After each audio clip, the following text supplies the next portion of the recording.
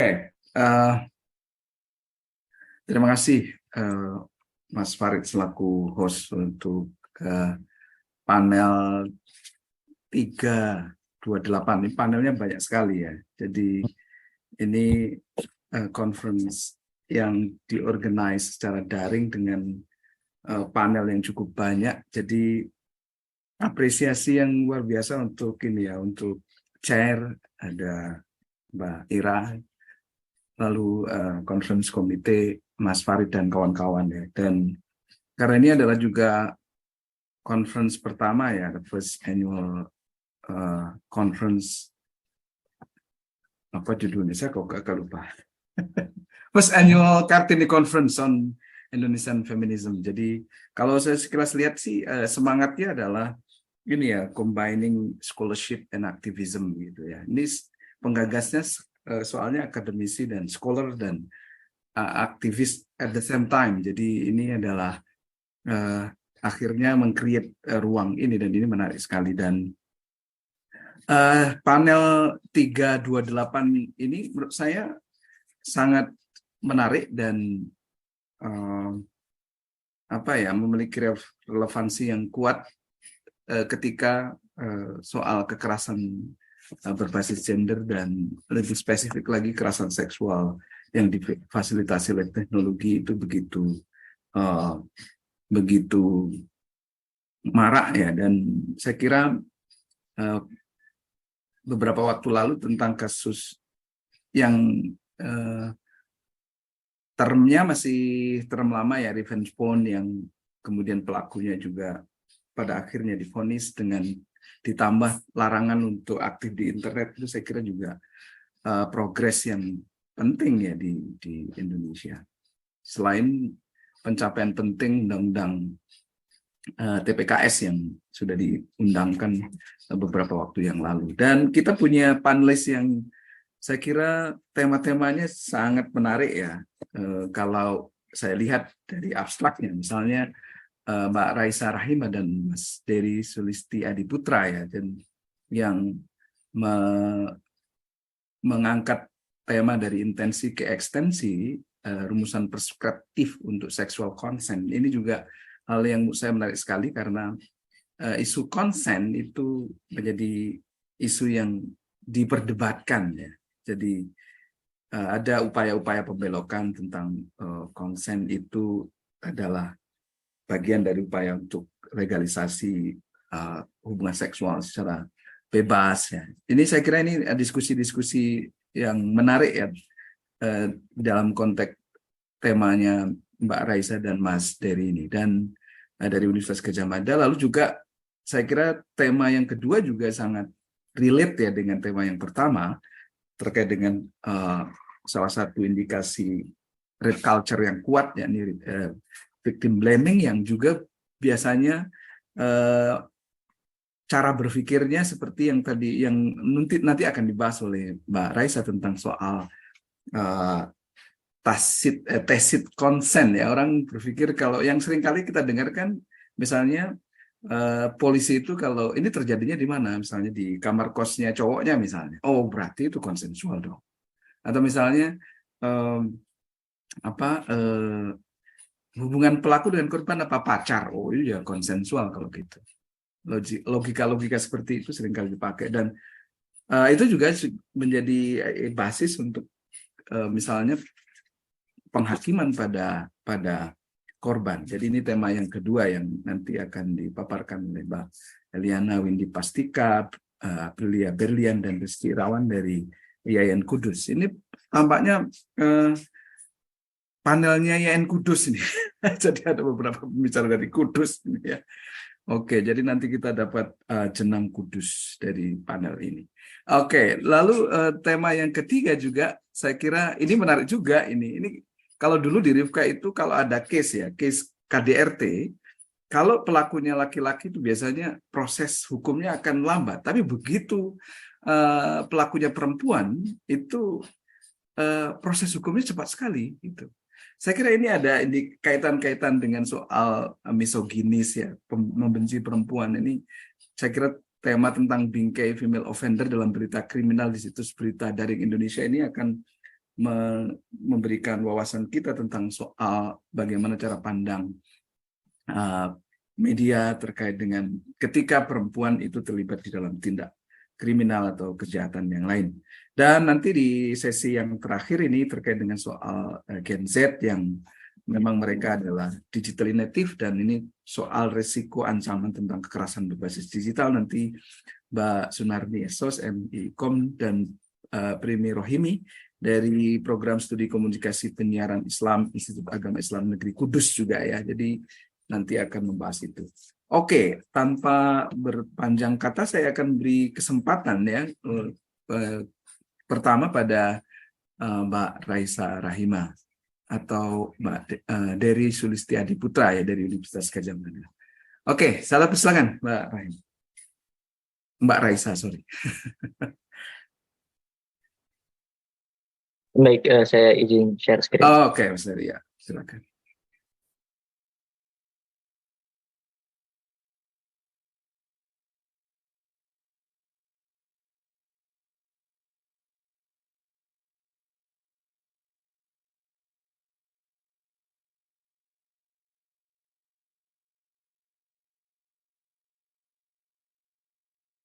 Jadi untuk sementara alokasi waktunya adalah 15 menit ya. Saya persilakan.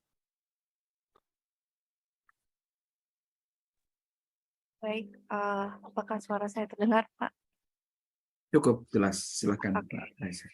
Baik, mungkin untuk membuka ini ya, untuk membuka presentasi saya dan juga Mas Dery Sulistiadi Putra untuk agenda KCIV pada hari Minggu ini. Tapi sebelumnya saya mau berterima kasih terhadap seluruh panitia KCIV dan juga Pak Nur Hashim. Terima kasih sudah mempersediakan saya dan juga Mas Dery ya untuk mengawali presentasi pada hari Minggu ini. Dan mungkin langsung aja masuk kita ke substansi pembahasan. Jadi seperti yang teman-teman sudah baca mungkin di buku ini ya, di buku panduan dari jadwal-jadwal presentasi. Jadi kami akan mempresentasikan suatu topik kekerasan gender berbasis ini ya, online gitu ya, yang terjadi di online dengan judul Dari Intensi ke Ekstensi, Rumusan Preskriptif untuk Sexual Consent. Mungkin bisa ke slide selanjutnya, Mas Dery. Seperti yang teman-teman bisa lihat, ada banyak sekali kejadian kasus kekerasan seksual itu ya, dan tidak terkecuali di Indonesia. Jadi emang kenapa kemudian menarik diteliti tentang konsen ini? Karena pada akhirnya konsen ini menjadi ujung tombak ya dari seluruh subjek yang terlibat dalam pasal kekerasan seksual ini, baik bagi tim-tim teman-teman legal formil, teman-teman kebijakan, teman-teman yang kerja di organisasi sosial seperti teman-teman aktivis. Konsen itu suatu hal yang dekat dengan kita ya, ketika kita berbicara tentang kekerasan seksual, tapi tidak cukup disuarakan, tidak cukup tidak cukup bervolume ketika kita sudah masuk ketika kita masuk ke Indonesia ini, dalam artian kayak masalah-masalahnya masih terjadi gitu. Maksudnya jika kekerasan seksual adalah ujung tombak dari masalah kekerasan seksual ini, mengapa kemudian kekerasan seksual masih banyak? Artinya kekerasan seksual belum cukup tersuarakan, dan kami mengasumsikan salah satunya adalah aspek preskriptivitas dari konsen itu sendiri masih belum didefinisikan dengan tepat belum didefinisikan dengan tepat, tapi belum diberikan suatu preskripsi yang cukup gitu ya bagi para akademisi. Mungkin bisa ke slide selanjutnya, Mas Dery. Nah, mengapa meneliti tentang sexual consent? Dari beberapa penelitian yang kami review, sexual consent ini memang understudied ternyata dan under theorized juga despite its importance to feminist researcher and activist interest in sexual violence. Jadi memang sexual consent itu ternyata begitu understudied dan under-theorized-nya begitu jarang dipelajari dan diteorisasi, despite dia penting banget justru untuk para feminis, peneliti feminis dan juga aktivis kayak gitu ya, karena seperti yang saya bilang tadi dia ujung tombak untuk kekerasan seksual. Lalu headline publicized controversies about sexual assault among college students and universities face pressures to revise their sexual consent policies. Ini merupakan penelitian di USA dari teman-teman ini ya, Milhouse, Price dan lain-lain. Mereka mengatakan bahwa kampus di USA itu benar-benar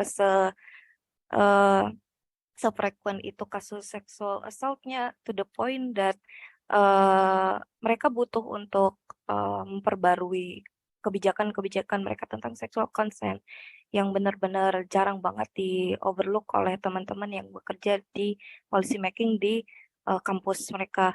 Lalu despite the centrality of sexual consent to definitions of sexual violence, it remains an ambiguous and often unexamined concept both in lay and professional scientific discourse.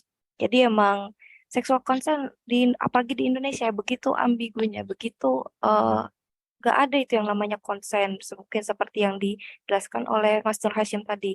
Di Indonesia itu begitu konsen itu apa, nggak ada konsen. Kalau misalnya kita menikah misalnya, sudah pasti kita ya udah kita harus secara konsen terikat, berkomitmen untuk memberikan konsen bahwa kita harus melakukan hubungan seksual. Padahal kan seperti yang udah kita mungkin teman-teman peneliti feminis juga udah pernah dengar, bahkan di dalam pernikahan itu sendiri ada yang namanya sexual assault kayak gitu ya. Mungkin bisa ke slide selanjutnya. Oke, sebelumnya kami mohon maaf sekali untuk teman-teman partisipan dan juga Mas Nur Hashim, karena nanti penelitian ini begitu banyak menggunakan bahasa teknis ya, karena ini juga merupakan penelitian analisis konseptual menggunakan piranti semantik ya. Jadi mungkin ini ya, kita mulai dulu dengan 4 klaim tentang konsen. Jadi pemberian konsen adalah sesuatu yang membuat perubahan terhadap situasi. Ia mengubah hubungan normatif antara individu dengan situasinya. Lalu yang kedua, terdapat aksi yang secara moral transformatif, tetapi meskipun didefinisikan demikian, tidak memberikan konsen. Nomor 3, pemberian konsen harus dicapai dengan tindakan intensional yang positif, atau dia harus performatif, jadi tidak hanya dipikirkan. Lalu yang nomor 4, pertimbangan kondisi mental yang relevan. Jadi pemberian konsen itu harus mempertimbangkan kondisi mental yang relevan dari subjek yang memberikan konsennya, baik itu dari segi kondisi mentalnya, kognisi dia, apakah dia secara kognitif sadar terhadap apa yang ia konsenkan, lalu apakah dia memiliki mental state yang disposisional atau volisional, kayak gitu ya. Mungkin boleh ke slide selanjutnya. Nah, ini ada masalah jika kita tidak mempertimbangkan klaim keempat. Seseorang dapat konsen tanpa merasa setuju dengan apa yang dikonsenkan. Karena ini harus ditekankan ya teman-teman, konsen itu berbeda dengan persetujuan. Jadi ketika saya konsen bahwa, misalnya ketika saya konsen bahwa pestanya akan diadakan di rumah saya setuju ya akan diadakan di rumah saya. Tapi ketika saya setuju pestanya akan diadakan di rumah saya setuju pestanya akan diadakan di rumah saya dan saya merasa hal itu adalah ide yang bagus. Mungkin walaupun secara etimologis mereka berbagi nih ya, sejarah bahasa, sejarah kosakata yang sama kayak gitu ya antara persetujuan dan juga konsen. Tapi practically sebenarnya konsen dan persetujuan itu merupakan satu hal yang berbeda. Karena konsen itu benar-benar morally transformatif ya, seperti yang sudah ditunjukkan tadi. Jadi pembunuh seorang pencuri kayak gitu ya, pencuri yang sudah divonis bunuh diri harus konsen terhadap alegasi ini ya, hukuman matinya kayak gitu. Dia benar-benar morally transformatif. Kalau misalnya pencurinya diminta setuju atau nggak setuju, pasti dia nggak setuju. Tapi apakah dia harus konsen? Harus konsen. Oleh karena itu dibutuhkan relevansi variabel atas konsep seksual semenjak subjek yang setuju harus secara kognitif dan emosional setuju atas apa yang dikonsenkan. Jadi ketika A konsen terhadap P, ia harus secara kognitif dan emosional setuju atas P. Jika tidak, maka ia tidak konsen terhadap P. Ini khusus untuk yang konsen seksual. Karena untuk konsen seksual sendiri, aspek kesadaran kognitif dan emosional itu merupakan suatu hal yang ini ya, yang harus dipertimbangkan gitu ya. Nggak semata-mata kita, oh ya udah nggak usah secara kognitif atau emosional aware terhadapnya. Mungkin bisa ke ini, ke slide selanjutnya.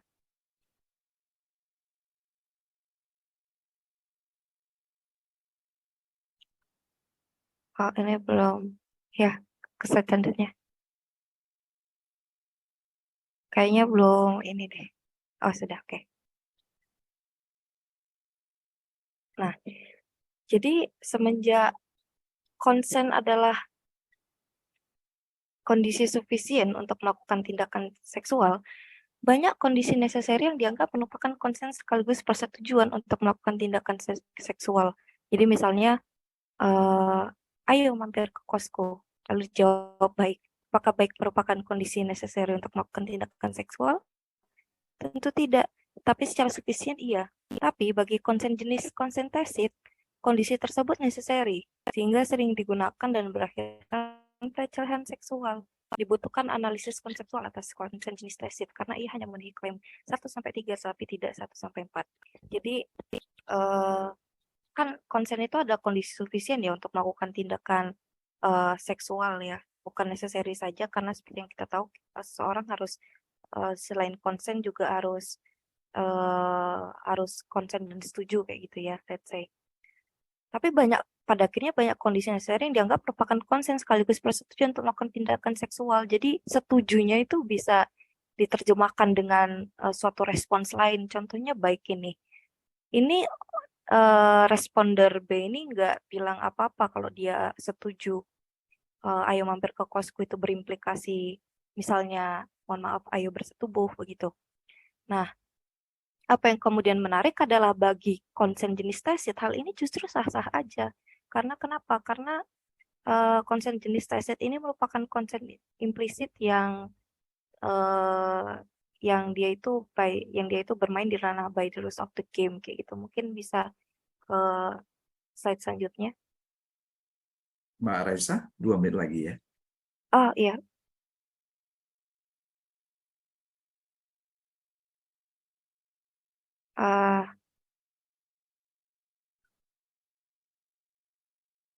Boleh ke slide selanjutnya.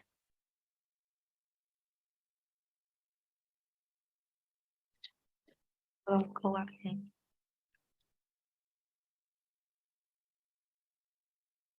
Mungkin bisa langsung aja masuk ke ini ya, pembahasan Mas Dery aja ya, untuk kita mempersingkat waktu.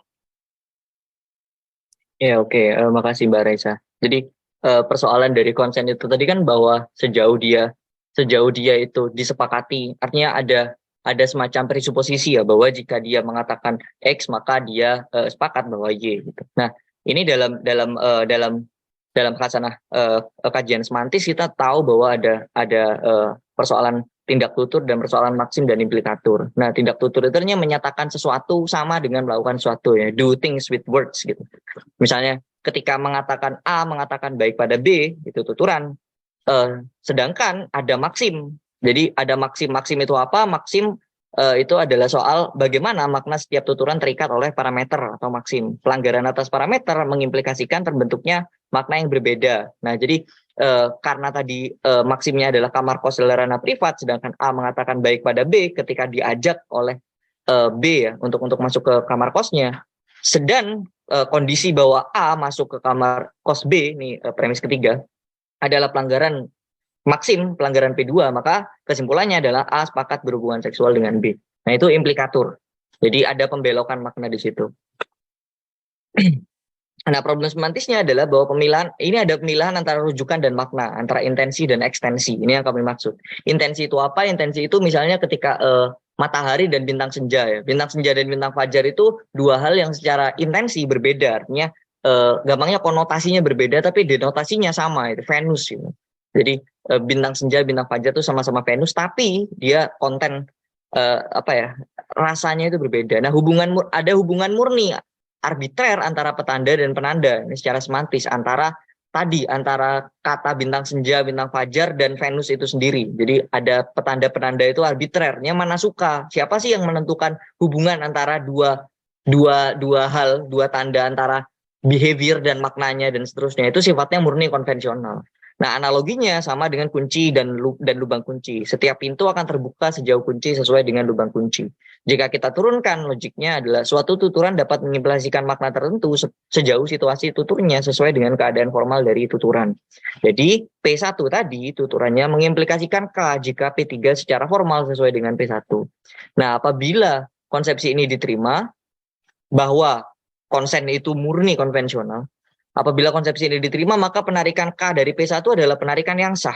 Dengan kata lain adalah penafsiran yang sah apabila B menganggap A setuju dengan untuk berhubungan seksual dengan di kamar kosnya. Apabila A menyatakan B salah paham, maka yang terjadi adalah galat atau error dalam pemilihan maksim atau dengan kata lain norma. Bila dalam norma X K adalah penarikan yang sahih dari P1, sedang hal tersebut adalah suatu kekerasan dalam norma Y, maka penarikan tersebut tetap sahih. Sebab segalanya adalah persoalan norma. Kekerasan seksual hanya masalah perspektif. Gitu. Bila kekerasan seksual adalah masalah perspektif, atas dasar apa pengadilan atasnya dilakukan? Jadi tacit knowledge ini bermasalah kalau kita terima. Persoalannya kemudian merujuk pada persoalan status ontologis dari tuturan itu. Jadi apa itu tuturan? Apakah makna dari pernyataan apa? Ayo ke bioskop misalnya. Kalau di sini di dalam asana semantik kita tahu bahwa ada dua posisi, yaitu arbitrer dan ikonis. Kubu arbitrer mengatakan bahwa terdapat relasi mana suka tadi. Kalau ikonis terdapat relasi langsung antara petanda dan penanda. Jadi Oke, Mas Dery, mohon maaf sekali waktu kita sangat terbatas ya karena kita berbagi dengan speaker yang lain. Ya, makasih. Mohon maaf ya. Oke. Sebenarnya menarik sekali ya diskusi ini karena ini menyediakan perangkat ya untuk menerjemahkan tentang konsep konsen yang nggak ada padanannya di Indonesia, yang seringkali mungkin polisi tidak bisa memahami soal konsen ini, padahal konsen menjadi unsur penting untuk bisa membedakan mana itu kekerasan seksual dan mana yang bukan gitu.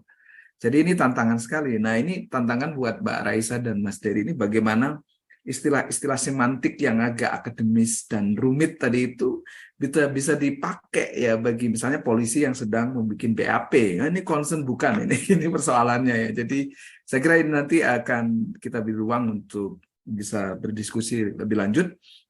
Nah, ini tema kedua saya kira juga memiliki relevansi yang terkait dengan soal ini ya, dengan soal konsen ya, dan ini soal blaming ya kepada korban yang seringkali dikaitkan dengan soal ketika dia berpakaian tertentu, ketika dia keluar pada jam-jam yang tidak seharusnya, nah itu maka dia harus menerima konsekuensi. Dia misalnya mengalami kekerasan seksual, dan karena itu dia dianggap sebagai orang yang paling bertanggung jawab atas kekerasan seksual yang menimpa dia. Nah, semoga Mbak Eliana Windy Prastika atau Mbak Aprilia Berlian dan Mas Rizky Irawan sudah ada di room ini, di ruangan ini. Apakah sudah ada? Sepertinya belum, Mas. Oke.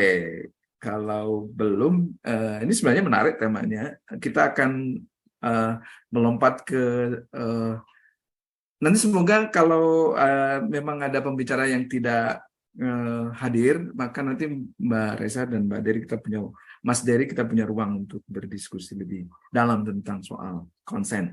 Nah, berikutnya saya akan memberi kesempatan kepada Mbak Sri Wijayanti dari Prodi Ilmu Komunikasi Fakultas Humaniora dan Bisnis Universitas Pembangunan Jaya Tangerang Selatan yang akan bicara tentang soal bingkai female offender dalam berita kriminal di situs berita daring Indonesia.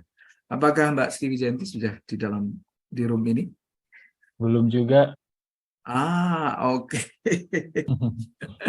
Langsung ke Mbak Noni Sunarni ya. Saya kira Mbak Noni ini waktu lebih cepat dari schedule yang mestinya Mbak Noni bicara sorry Mas Dery dan Mbak Raisa, saya tadi tidak mengecek dulu pembicara, jadi mungkin nanti kita bisa sambung lagi diskusinya terkait dengan soal konsen.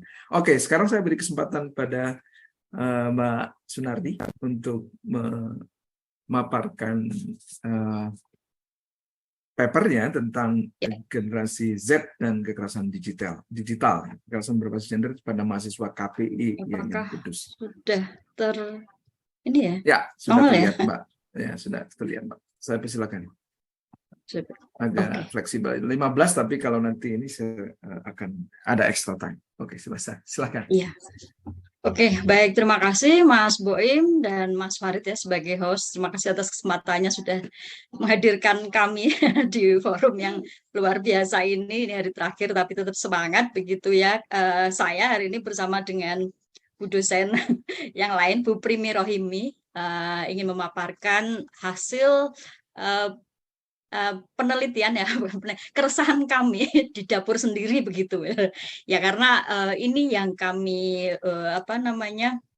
yang kami teliti itu ada di ruang kami sendiri begitu ya. Jadi terkait dengan Gen Z dan kekerasan digital begitu. Nah, kenapa ini juga jadi menarik untuk kami teliti ya, karena setiap hari kami berhadapan dengan anak-anak gitu ya, Gen Z. Rata-rata kami ya umur-umur 19 sampai 21 tahun begitu ya, yang memang mereka sangat digital native, dan kebetulan juga ketika pandemi kemarin itu kan juga total ya menggunakan fasilitas internet digital begitu ya. Jadi ini kemudian menjadi sedikit keresahan dan fokus kami. Ini kok tidak bisa maju ya? Kenapa ya? Coba. Oke. Wah, kebanyakan saya ya. Mohon maaf.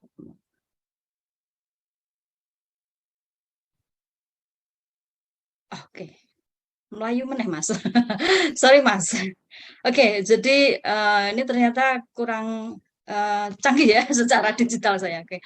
Nah, ini yang jadi latar belakang. Jadi memang digital itu membawa perubahan yang tadi ya positif, kita bilang bahwa segala kehidupan kita menjadi lebih efisien, tapi di sisi lain itu juga punya dampak-dampak yang harus kita waspadai. Kita tahu bahwa pengguna internet setiap tahun itu mengalami kenaikan. Kalau dari survei APJI Indonesia saja setiap tahun naik, dan 2023 ini menjadi 215 juta lebih begitu ya.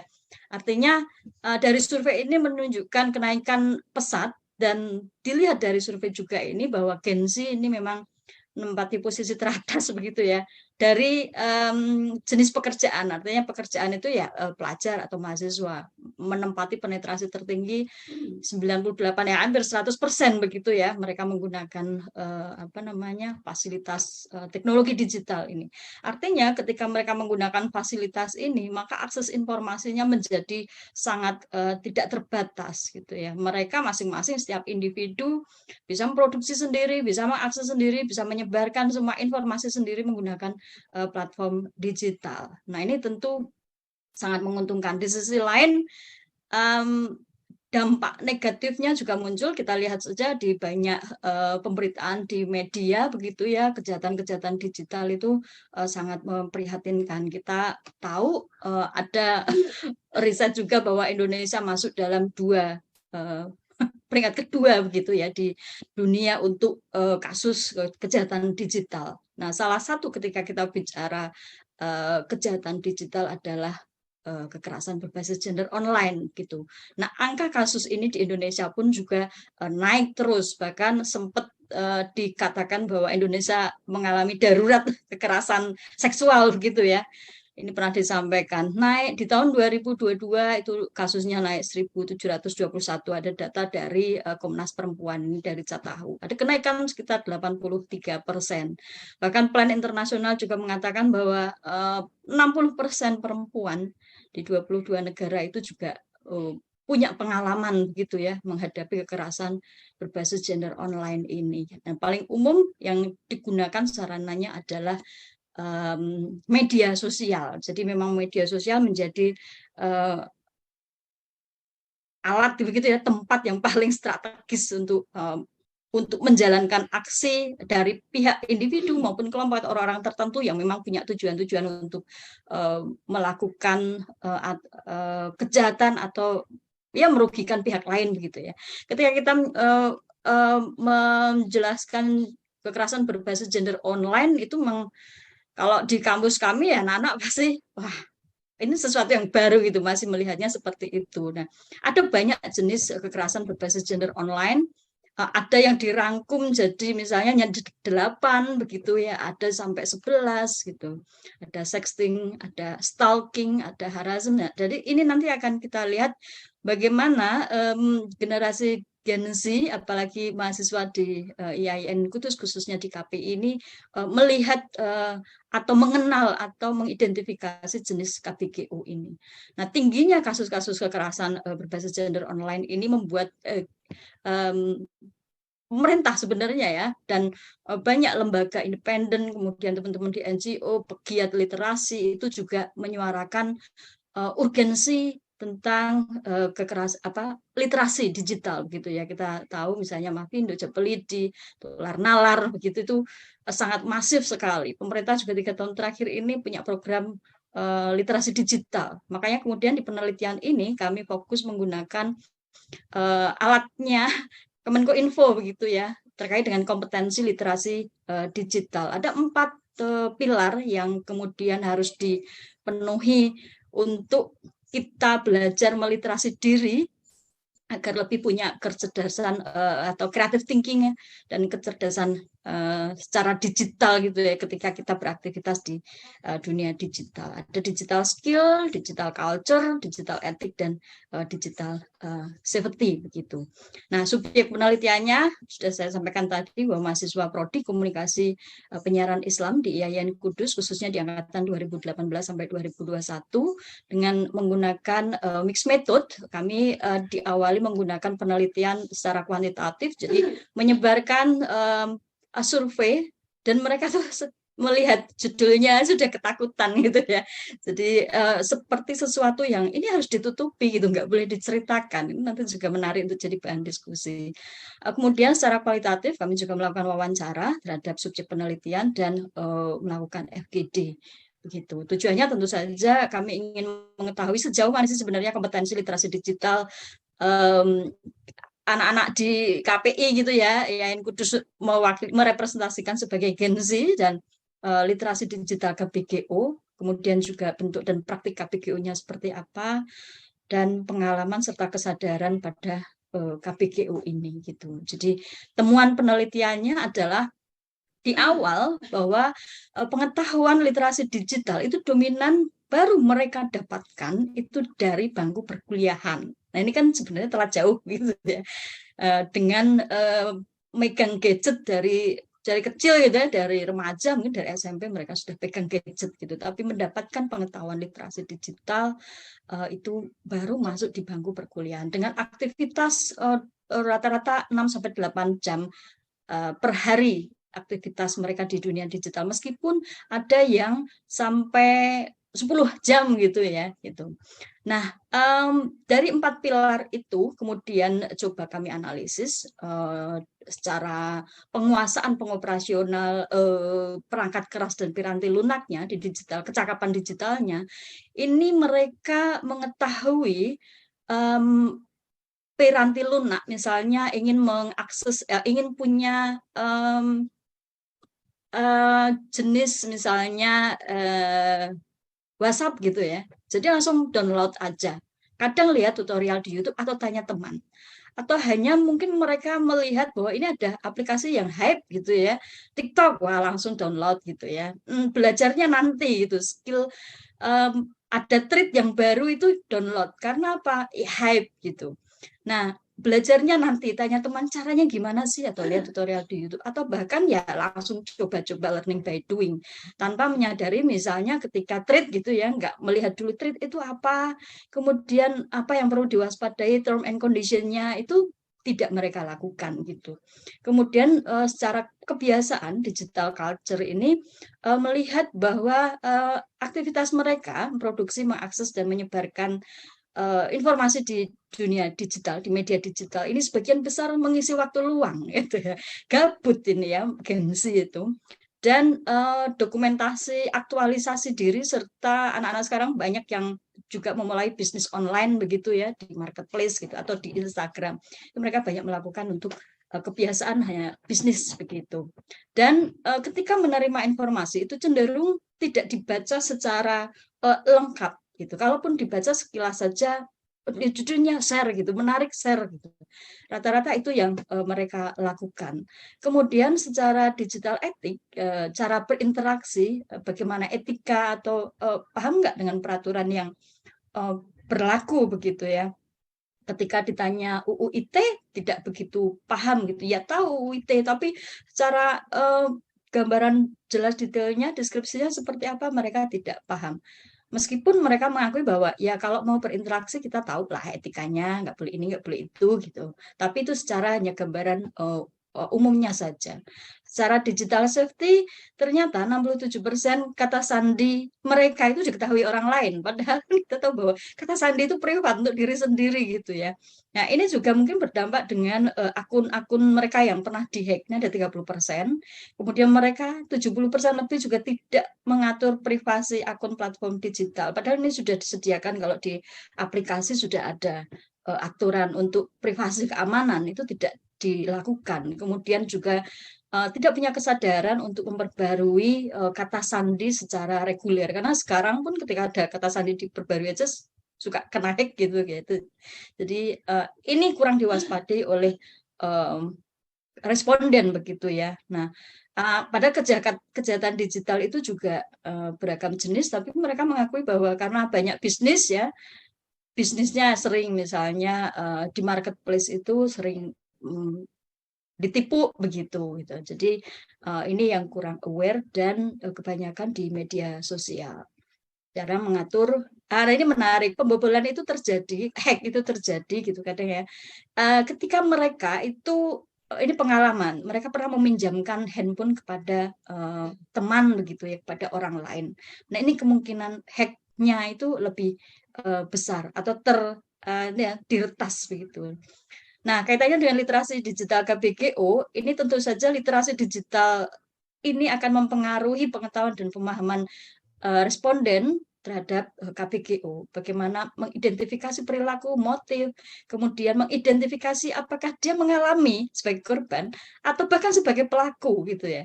Ini akan sangat relate dengan pengetahuan atau kompetensi literasi digital responden. Nah, gambarannya 89% itu pernah mengetahui jenis KBGO sexting gitu misalnya. 82% pernah mengetahui ini adalah salah satu jenis KBGO non-consensual dissemination of intimate image begitu.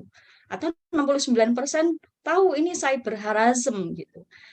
Tahu aja tapi ternyata gitu. Nah, ada 38% yang mengetahui stalking. Padahal ini adalah jenis KBGO. Jadi hanya 38% pun dengan grooming atau hacking. Ini kami sodorkan 11 itu hanya sekian persen. Jadi mereka masih menganggap misalnya stalking itu bukan bagian dari kekerasan berbasis gender online begitu atau hacking atau grooming gitu. Nah, ini menarik mungkin nanti untuk didiskusikan. Dari 11 itu kami coba mengambil 5 jenis KBGO, kemudian coba kami analisis dan 81% itu pernah responden ini menerima kata atau kalimat tidak senonoh atau pesan yang terkait dengan pornografi atau seksual. Ini dari orang yang dikenal gitu ya. Orang dikenal berarti bisa teman, bisa bahkan bisa pacar begitu ya. 44% dari orang yang tidak dikenal. Pun dengan konten romantis yang non konsensual gitu. Ada penyebaran atau menerima itu sampai 31%. Dan pernah menjadi pelaku. Kenapa saya identifikasikan menjadi pelaku? Karena mereka melakukan itu tanpa persetujuan gitu ya, menyebarkan konten romantis tanpa persetujuan. Pelecehan seksual siber atau cyber harassment juga seperti itu. Mereka pernah 40% responden itu pernah menerima konten yang mengarah pada pelecehan seksual begitu. Nah, sebagian besar memang di aplikasi pesan begitu ya, WA gitu ya, selain di Instagram dan Facebook. Untuk jenis yang penggunaan gambar atau video untuk memanipulasi, ya tujuannya untuk merusak reputasi sebenarnya, tapi mereka tidak berpikir sejauh itu bahwa hal ini dilakukan nanti bisa merusak reputasi. Ini bisa sampai 40% mereka pernah menerima menjadi ini ya, berarti ya menjadi korban begitu ya dari orang yang tidak dikenal. Sedangkan sebagai pelaku mereka masih bukan masih, sebenarnya jangan ya 0% kalau bisa, itu jadi 6%. Dan yang kelima adalah terkait dengan ancaman distribusi foto atau video pribadi, malicious distribution, itu juga 33% mereka pernah mengalami dan 8% mereka menjadi pelakunya dan mereka sampaikan dalam bentuk foto atau video begitu. Nah, ini adalah salah satu beberapa dari hasil wawancara yang kemudian saya note di sini gitu. Jadi pengalamannya gitu ya. Misalnya ngatain payudara kecil, komentarin tubuh sampai sedetail begitu, sampai detail gitu. Tapi itu di dalam grup WA. Dan mereka menganggap konteksnya adalah bercanda gitu ya. Nah, pernah juga ada yang mengirim foto atau video vulgar, cabul, istilah kasar seperti kelamin laki-laki. Biasanya di grup, jadi memang banyak di grup WA. Bahkan ada yang menyampaikan pesan, kamu mau penis cowok, gratis loh buat kamu gitu.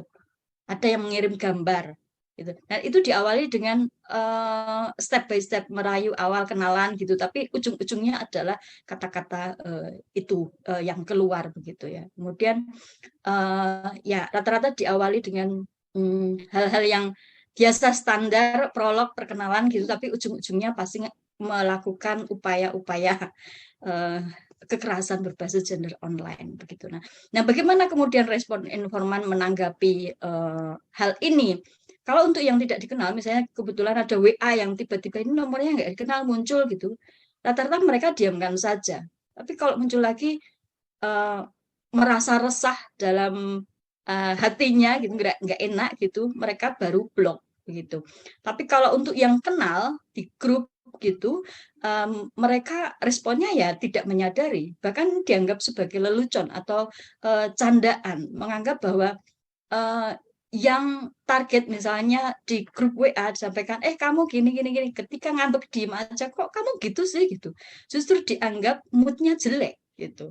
Nah, ini kan persepsi yang jelas-jelas salah begitu ya, ketika menganggap ini bukan hal yang serius. Misalnya ada quote begitu, ada gambar orang ciuman share di grup WA gitu ya, menyeletuk gitu, pengen bercanda.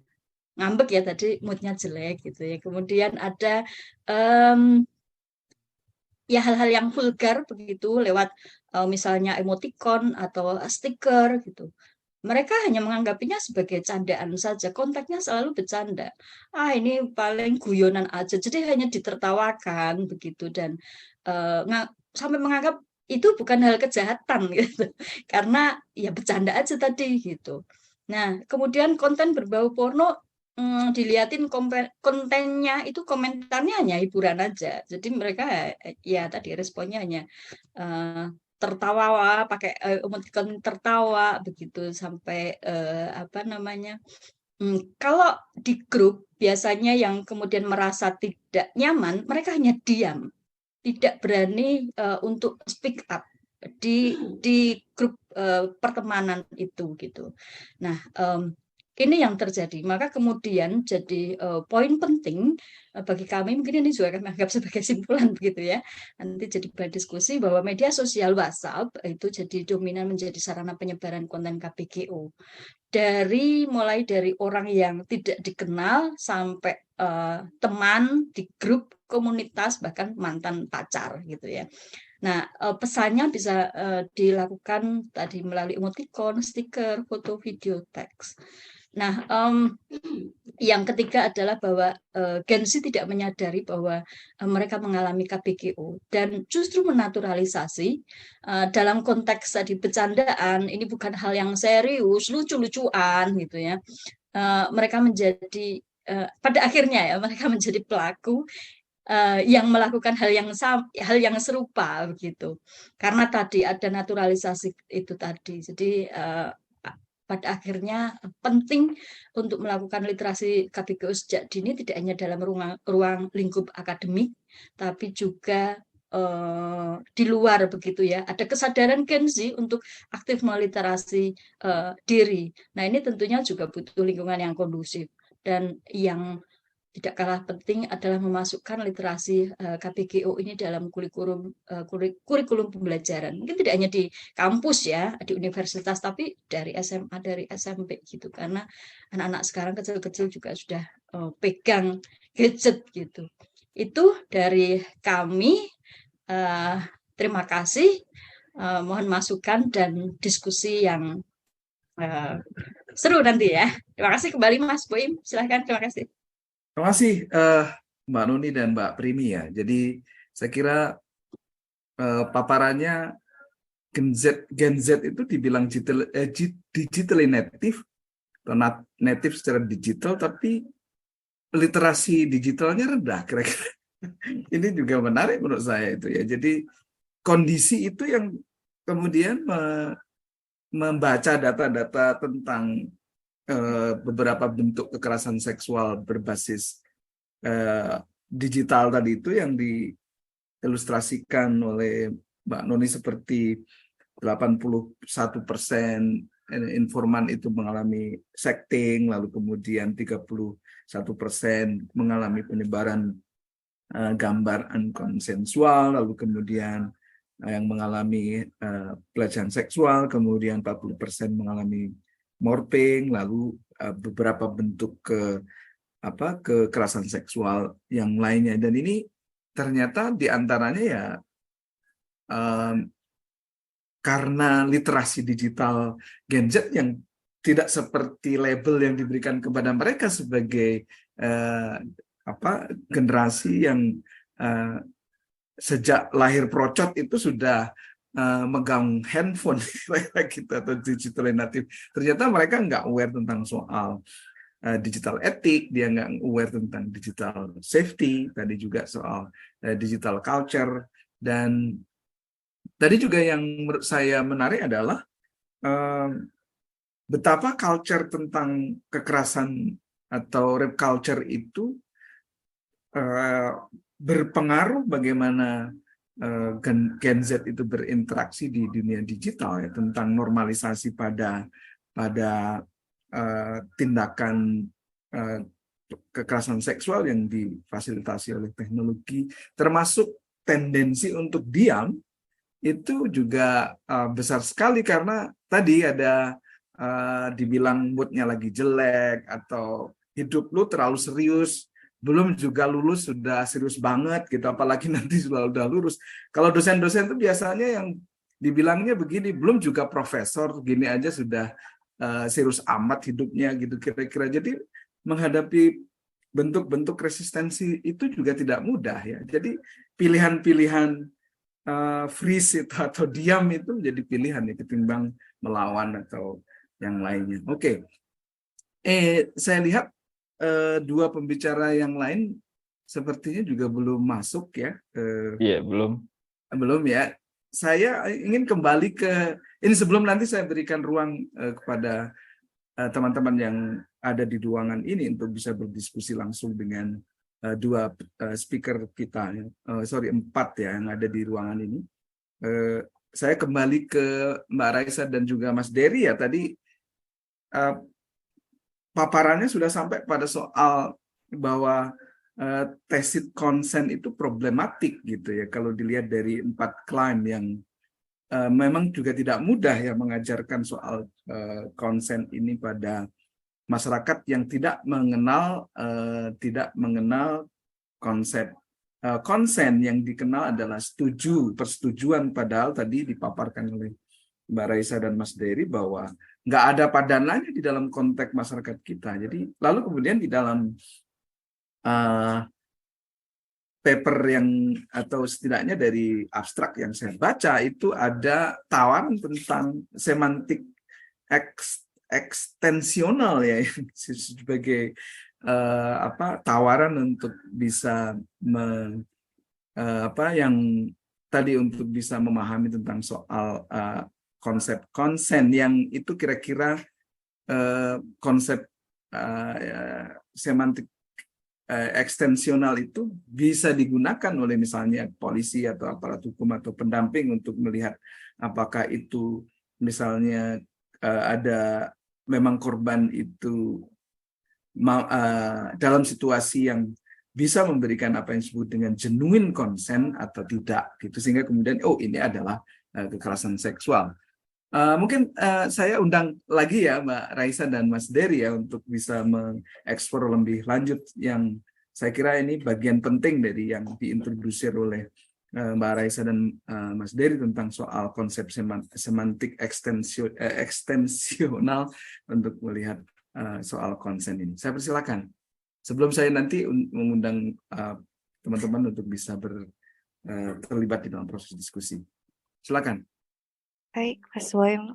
Sebelumnya bagus banget Mbak Noni tadi presentasinya, menarik banget. Ternyata Gen Z justru ini ya benar-benar illiterate gitu ya secara digital. Ya, mungkin aku share screen dulu ya Mas, bentar.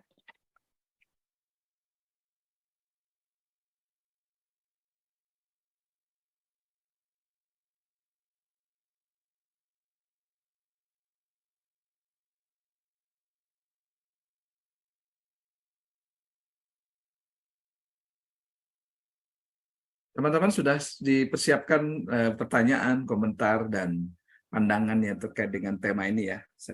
Oke, Raisa, saya persilakan. Baik. Oke, kita kembali lagi ke sini mungkin karena tadi yang teknis tadi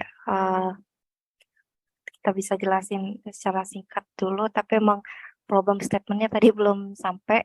Jadi ya itu ya tadi teman-teman, ini kasus yang ayo mampir ke kosku ini benar-benar sering banget terjadi di Indonesia karena penutur ayo mampir ke kosku ini selalu mengandaikan udah pasti konsen orangnya. Lalu nanti terjadi pelecehan seksual, padahal enggak. Padahal ini justru ada problem semantis ya di sini atau problem makna ya di sini.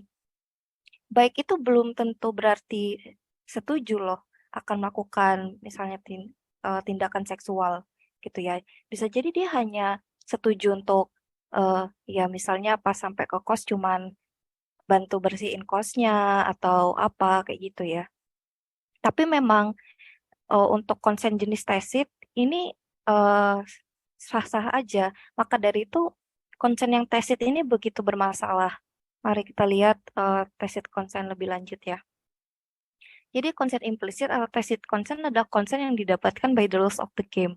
Mungkin untuk beberapa konteks lain kekerasan seksual ini benar-benar digunakan, kayak misalnya jika kita mengendarai mobil, maka kita secara implisit konsen gitu ya terhadap pembelian bensin. Atau jika kita menikah, maka kita secara implisit konsen melakukan tindakan seksual, walaupun ini pada akhirnya bermasalah juga secara semantis, karena dengan misalnya saya setuju saya menikah, belum tentu saya konsen gitu ya untuk melakukan tindakan seksual kapanpun misalnya suami saya minta kayak gitu. Nah, berarti konsen dalam konteks ini dilakukan secara voluntarily. Nah, ada suatu makna atau implikator yang diandaikan tertempel pada proposisi yang dituturkan subjek dari tacit consent. Atau dalam kata lain, memang tacit consent ini sebegitu bermasalahnya dan sebegitu diterimanya di Indonesia ya. Oke. Nih, jadi untuk ininya sendiri, untuk bahasa teknisnya sendiri, untuk memudahkan gitu ya. Misalnya ayo makan malam ini adalah proposisi P. Ini bermakna, ini pasti sebagai orang awam kita akan bilang ayo makan malam ini, oh ya udah berarti itu cuman bermakna ayo makan malam aja, nggak ada ini yang namanya bermakna ayo bersetubuh. Tapi dalam tacit consent dia menjadi PXY. Kenapa? Karena ayo makan malam bisa jadi ayo bersetubuh juga. Seharusnya, ayo makan malam hanya bermakna ayo makan malam. Tacit consent dengan atribusi arbiter akan tuturan dan implikator memberikan suatu celah untuk kekerasan seksual. Maka dari itu, metodologi dari penelitian ini adalah analisis konseptual ya terhadap tacit consent yang menggunakan konsepsi arbiter akan tindak tutor dan implikator. Konsepsi tersebut mengandaikan terdapat makna implisit Y yang melekat dalam proposisi yang diemban proposisi P atau jadi PX tadi ya. Hal ini yang menjadi akar pelecehan seksual. P dalam penelitian ini yang dilandaskan pelakon propositional Quine tidaklah bermakna apa-apa kecuali X mengatakan P atau PX itu tidak sama dengan PY. Dari analisis konseptual tersebut, maka akan diciptakan juga rumusan formal preskriptif akan seksual consent yang dapat digunakan untuk kepentingan legal, kebijakan, dan lain sebagainya. Jadi emang ini ya, nanti kami teliti dulu gimana tacit consent itu bermasalah, baru nanti kami kasih preskriptivitasnya. Baru kami kasih gimana sih yang seharusnya kita tuh harus konsen, nggak yang kayak tacit tadi, nggak yang kayak jika menikah maka selalu konsen untuk melakukan kegiatan seksual. Karena beda ya, ini nih kegiatan seksual itu suatu hal yang melibatkan consciousness manusia ya, nggak kayak kita mengendarai mobil tadi, kita kemudian konsen gitu untuk selalu membayar bensin, itu merupakan suatu hal yang berbeda kayak gitu. Untuk problem semantis ini nanti sebentar saya undang Mas Diri dulu ya Mas Boim, sebentar. Oke, silakan Dery.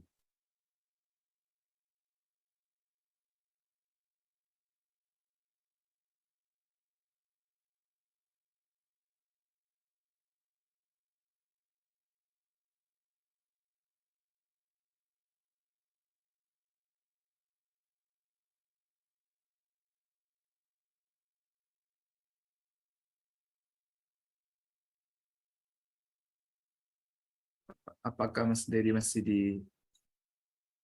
ruangan ini?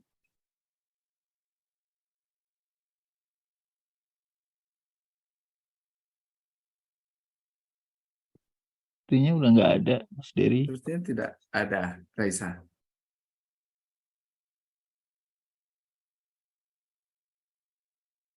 Sudah nggak ada ya, Mas Dery-nya. Ya, saya cek tidak ada. Atau sedang dipanggil di ruangan sebelah? Ya, saya kira ini menarik ya teman-teman sambil menunggu Raisa dan Dery. Saya beberapa kali sering untuk masuk pada isu konsen ini, saya seringkali membuat kayak semacam game gitu, jadi melanjutkan kalimat gitu, dan biasanya saya meminta kalau partisipannya mix laki-laki dan perempuan itu saya mulai dengan teman-teman laki-laki yang saya bilang untuk melanjutkan kalimat ini. Kalimatnya begini biasanya. Dia dalam arti ini adalah perempuan, teman perempuannya mau saya ajak untuk belajar di luar kampus. Setelah itu dia mau saya ajak untuk nonton film berdua. Setelah nonton film berdua, dia juga mau saya ajak makan berdua di restoran. Nah, setelah itu dia juga mau saya ajak untuk ke kamar saya, ke kamar kos saya. Berarti dia spontan jawabannya adalah yang menarik itu dalam beberapa kesempatan cowok-cowok itu bilang berarti dia mau diajak untuk melakukan hubungan seksual. Dan itu menurut saya ini ada kaitan dengan ini. Oke, Mas Dery sudah ada. Silakan Mas Dery. Ya, oke. Terima kasih, mohon maaf mesti menunggu. Jadi melanjutkan yang tadi ya, ini problem semantis yang tadi dijelaskan oleh Pak Hasyim ya. Jadi soal bagaimana pelanggaran terhadap maksim yang dipresuposisikan tadi. Jadi ada hal yang diandaikan tadi, sehingga implikasinya tadi K ini bisa ditarik. Itu problematis karena jika itu diterima maka apabila A menyatakan B, misalnya apabila konsepsi tadi diterima, maka penarikan K dari P1 adalah penarikan yang sah gitu. Jika kita menerima bahwa P2 itu boleh masuk, artinya kita memegang maksim gitu. Dengan kata lain adalah penafsiran yang sah apabila B menganggap A setuju untuk hubungan seksual di kamar kosnya. Apabila A menyatakan B salah paham, maka yang terjadi adalah galat dalam pemilihan maksim. Jadi masalahnya itu hanya di pemilihan maksim, artinya hanya di pemilihan perspektif saja. Menurutku itu kekerasan, tapi menurutmu belum tentu. Jadi hanya masalah itu. Jadi direlatifkan. Tapi persoalannya, jika selama ini ternyata kita menerima konsepsi semantis atau konsepsi logis yang semacam itu, artinya bagi kita, jika kita menerima itu, ya kekerasan seksual hanya masalah perspektif. Nah, kekerasan seksual adalah masalah perspektif. Kalau gitu, nah lalu atas dasar apa pengadilan atasnya dilakukan? Nah, di sini dipertanyakan ulang, justru perlu dipertanyakan ulang, justru tuturan itu apa sebenarnya? Pernyataan itu apa? Behavior itu apa sebenarnya? Misalnya dalam konteks apa makna dari pernyataan ayo ke bioskop misalnya. Kalau saya mau kalau nanti sebenarnya apa harapan dari ayo ke bioskop gitu. Dia mau ngajak apa? Nah, kalau tadi kita mengatakan bahwa dalam tacit knowledge, dalam tacit consent ada relasi arbitrer, relasi mana suka antara petanda dan penanda, relasi yang tidak jelas ya antara atau sangat konvensional, murni konvensional antara behavior, antara pernyataan, antara ajakan, antara bilang baik dan seterusnya dengan maksud yang sebenarnya gitu. Jadi petanda dan penanda adalah dua hal yang secara ontologis terpisah. Misalnya ayo ke bioskop dalam konteks X dan Y adalah pernyataan yang sama, namun merupakan dua tuturan yang berbeda. Sebab berada dalam situasi tutur yang berbeda. Jadi situasi tuturnya itulah yang yang menjadi kunci dari perubahan makna tuturan ayo ke bioskop ini. Tapi perubahan makna dari pernyataan ayo ke bioskop ini. Tapi sebagai pernyataan dia sama saja. Jadi ada makna leksikal ya. Jadi ada makna literal dari ayo ke bioskop itu yang kemudian dibelokkan oleh situasi tutur menjadi dua tuturan yang berbeda. Tapi posisi yang kami advokasi di sini adalah posisi ikonis ya. Terdapat relasi langsung antara petanda dan penanda. Tuturan bukan hanya keberadaan formalnya, melainkan juga hal-hal formal yang turut membangunnya. Jadi keberadaan formal itu bunyi ya, misalnya ayo ke bioskop terdiri dari bunyi ayo ke bioskop. Jadi bunyi hal formal itu bukan hanya pembangun tuturan, tapi hal-hal non formal juga, gitu. termasuk persoalan mental, persoalan kognitif dan seterusnya. Itu juga bagian dari tuturan. Jadi ayo ke bioskop dalam konteks X dan Y adalah dua pernyataan yang berbeda. Ini posisi yang kami ajukan. Tidak ada pemilahan antara pernyataan dan tuturan, sebab segala pernyataan selalu ada dalam situasi tutur tertentu. Nah, tapi misalnya, jika kita melihat ya, ini adalah khasanah pemikiran yang sudah lama ya. Jadi soal ikonisitas tanda mungkin beberapa hadirin sekalian di sini sudah terbiasa dengan Charles Sanders Peirce. Jadi ikon adalah tanda yang merujuk pada objek yang diacunya dengan ciri yang sama. Jadi kalau misalnya icon di komputer itu jadi kan gambarnya sama ya dengan dengan apa yang hendak dia representasikan. Nah, Quine itu mengandaikan perlakuan proposisional ya. Bagi X untuk menuturkan saya ingin kucing dengan objek kucing, berarti X menuturkan saya ingin kucing dengan objek kucing yang diinginkan jika dan hanya jika saya menginginkan kucing. Maksudnya begini, X itu tuh saya ingin kucing, itu tuh dituturkan X dengan objek kucing, artinya merujuk pada kucing.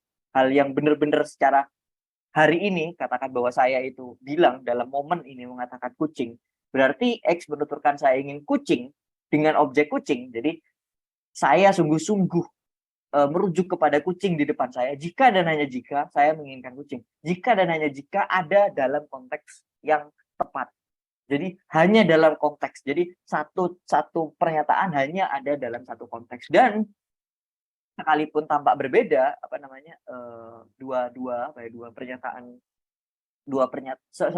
sekalipun ada dua pernyataan dengan yang secara formal sama, tapi dalam konteks yang berbeda, itu yang sebelumnya dianggap sama pernyataannya, tapi dalam Quine itu dianggap berbeda. Nah, kemudian adalah 2 menit ya, Mas ya, biar nanti kita iya. punya waktu untuk diskusi. Ya. Ya, ini dari Ronald Langecker ya. Jadi restriksi tanda sebagai kesatuan unit fonologis dan semantis. Jadi tidak ada pemilahan antara makna dan maksud, antara semantik dan pragmatik. Jadi pragmatik itu tadi soal maksud, soal makna yang dibelokkan dari makna leksikal. Yang ada hanyalah makna yang terpatri dalam memori dan makna yang baru dan yang pembentukannya melibatkan perubahan pada struktur wacana. Dengan konsepsi ini, makna tidak terikat pada apapun kecuali konteksnya secara holistik tanpa pengandaian. Oleh karena K dari P1 melibatkan pengandaian berupa P, maka sesungguhnya penarikan tersebut bermasalah. Nah, bila penarikan K dari P1 bermasalah, maka pembelaan seorang pelaku kekerasan seksual dengan berbekal norma yang berlaku, yaitu Maksim P2, juga bermasalah. Dengan kata lain, pelecehan atas seseorang tidak bergantung apakah misalnya pakaiannya telah melanggar norma. Lalu apakah hal yang dapat menjadi dasar dalam penanganan kekerasan seksual? Bila setiap tanda adalah ikonis atau holistik secara konteks, bersama konteks, maka bukankah tetap terdapat dimensi relativis gitu ya. Nah, ini Quine ya. Jadi tadi ini rumus yang rumit ya. Tapi intinya adalah bahwa konteks kejadiannya itu turut membangun proposisinya, turut membangun pernyataannya. Jadi itu nggak bisa dipisahkan gitu. Jadi untuk ada X. Oh ya, ini Raisa mau memberikan masukan soal ini. Silakan Raisa. Baik, ini Oke, 1 menit ya, ya, Raisa ya. ya, kekeran ya device-nya. Jadi sebenarnya dari teknis tadi yang sudah dijelaskan sendiri, mungkin agak ribet, tapi begini ya, jadi kesimpulannya memang ketika kita mengatakan sesuatu tuh bagi Quine itu nggak bermakna apa-apa kecuali ya makna itu sendiri. Misalnya ini Abdu ingin kucing, berarti Abdu ingin kucing. Dimana kucing kan kalau misalnya kita dengar, oh dia mungkin pengen kucing Anggora, dia mungkin pengen kucing Persia. Tapi kan sebenarnya yang tahu kucingnya tuh hanya Abdu ingin kucing sendiri. Jadi kita nggak boleh ngasumsiin Abdu ini ingin kucing Anggora atau Abdu ini ingin kucing Persia misalnya. Kecuali Abdu bilang kalau misalnya dia pengen kucing Persia atau kucing Anggora, maka Abdu ingin kucing jika dan hanya jika Abdu sedang menginginkan kucing. Jadi jadi begitu ya simpelnya Quine ini. Boleh lanjut ke slide selanjutnya. Nah, jadi ini rumusan preskriptifnya yang mungkin bisa digunakan teman-teman legal formil dan juga teman-teman kebijakan ya. X mengatakan Y jika dan hanya jika Y. X konsen terhadap Y jika dan hanya jika X secara kognitif dan emosional sadar dan setuju akan Y dan bukan non-Y. X tidak konsen terhadap Y jika dan hanya jika X secara kognitif dan emosional tidak sadar atau tidak setuju akan Y. Sehingga, ayo ke kos dan dijawab baik, maka baik itu hanyalah persetujuan atas ajakan ke kos, sudah, nggak ada yang lain. Baik secara adalah konsen terhadap ajakan ke kos karena B secara kognitif dan emosional hanya sadar akan ajakan ke kos dan bukan ajakan untuk bersetubuh. Mungkin bisa ke slide selanjutnya. Mengunggah foto vulgar tidak berarti sang pengunggah konsen untuk dilecehkan, sebagaimana sang pengunggah hanya konsen untuk mengunggah foto vulgar. Jadi tidak ada celah bagi peleceh untuk melakukan pelecehan terhadapnya. Boleh ke slide terakhir ya, Seri. Nah, ke slide selanjutnya aja. Baik, akhir kata dari penelitian ini adalah tidak ada persetujuan yang tersembunyi. Yang ada adalah ketidaksetujuan yang dinafikan. Mungkin itu inti dari penelitian kami ya, Mas Boim. Terima kasih banget untuk tambahan waktunya.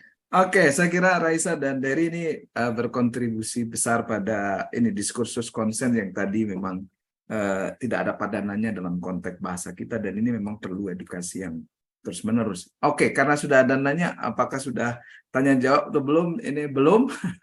Saya akan undang teman-teman untuk ikut berpartisipasi dalam diskusi yang menarik ini, meskipun kita baru hanya dua presenter, berarti ada empat presenter yang hadir di sini, sementara dua yang lainnya tidak berhalangan hadir ya. Jadi oke, saya persilakan teman-teman sekalian untuk bisa raise hand atau bisa langsung on kan mic. Oke, Mbak Dina, silakan. Terima kasih Mas Boim. Saya ingin tanya ke presentasi yang tentang KBGU itu. Jadi saya pernah juga menguji tesis tentang KBGU di Instagram gitu ya. Yang menarik adalah gini, ini kan sepertinya KBGU-nya online-nya tuh macam-macam ya Mbak ya? Ya ada 11 ada macam-macam ya. Iya, ada macam-macamnya, tidak hanya di WA tapi juga di online media sosial lain gitu. Ini tidak diikuti dengan, apakah diikuti dengan wawancara kualitatif? Karena saya tadi agak terlambat. Iya Mbak, langsung saya respon.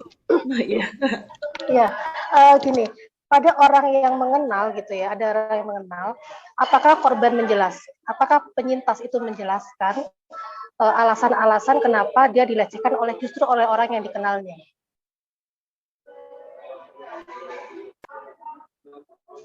Oke, Mbak Dina, itu pertanyaannya atau masih Iya. ada lagi yang lain? Oke, Eh, ya.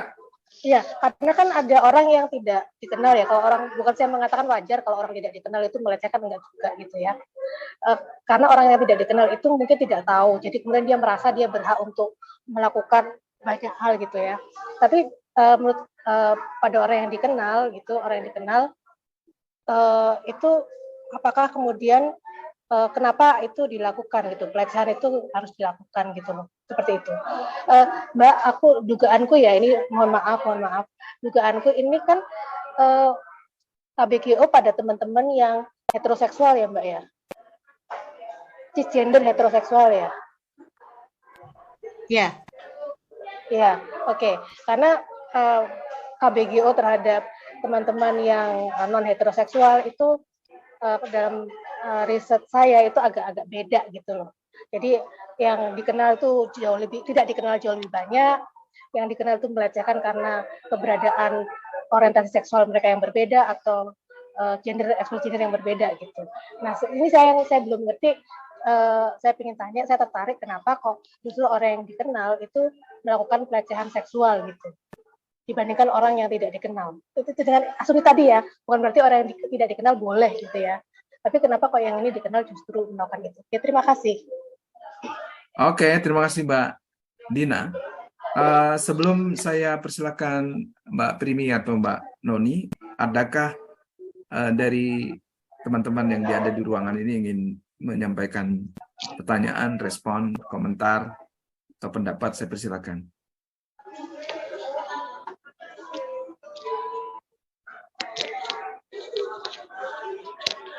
Oke, sepertinya belum ada. Sambil menunggu yang lain, saya persilakan Mbak Noni atau Mbak Primi. Silakan. ya, mohon izin Mas Hasim, Mbak Nani nanti akan melengkapi. Jadi memang kami melakukan in-depth interview tertutup begitu ya dengan teman-teman narasumber.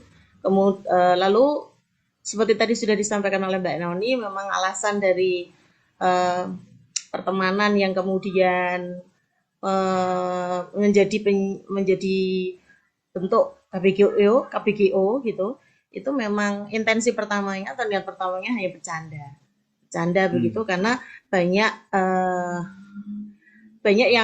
KBGO yang terjadi itu dalam lingkup grup media sosial begitu, WhatsApp grup alumni begitu, atau WhatsApp grup pertemanan lainnya, sehingga di luar komunikasi media sosial itu mereka sudah berteman akrab, sudah berkomunikasi setatap muka, yang kemudian ketika komunikasi di grup itu karena sudah akrab, sudah tidak punya tendensi macam-macam begitu, maka hal-hal yang sifatnya itu lelucon, humor itu kemudian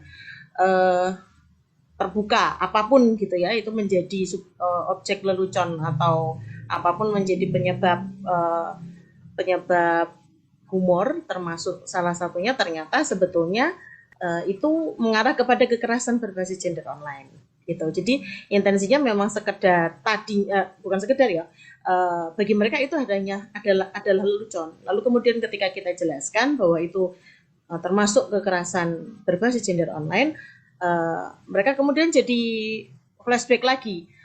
Oh ya, berarti pernah yang begini begitu. Itu kemudian yang berikutnya memang dari statement mereka pun karena ketidaktahuan kalau ini adalah termasuk kekerasan berbasis gender online.